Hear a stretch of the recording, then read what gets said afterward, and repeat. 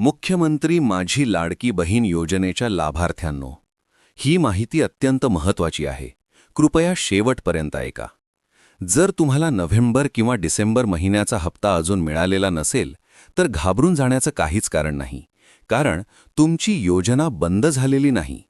काही तांत्रिक कारणांमुळे किंवा अर्जामध्ये झालेल्या मानवी चुकांमुळे अनेक महिलांचे पैसे तात्पुरते थांबवण्यात आले आहेत. आणि यामध्ये खूप मोठी चूक अनेक जणींकडून झाली आहे.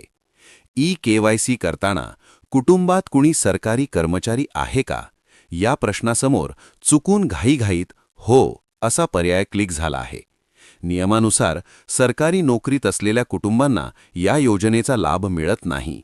पण प्रत्यक्षात तुम्ही सरकारी कर्मचारी नसतानाही सिस्टममध्ये चुकीची नोंद झाल्यामुळे तुम्हाला अपात्र ठरवण्यात आलं आहे. पण काळजी करू नका, ही चूक सुधारता येते आणि सरकारने यासाठी आता संधी दिली आहे.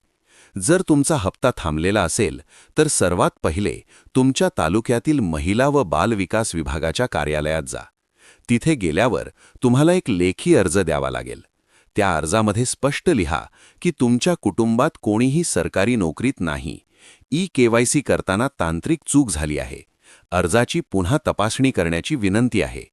हा अर्ज दिल्यानंतर अधिकारी तुमची माहिती पुन्हा तपासतील आणि सर्व काही योग्य असल्यास तुमचा अर्ज पुन्हा सक्रिय होईल आणि अडकलेले सर्व पैसे खात्यात जमा होतील.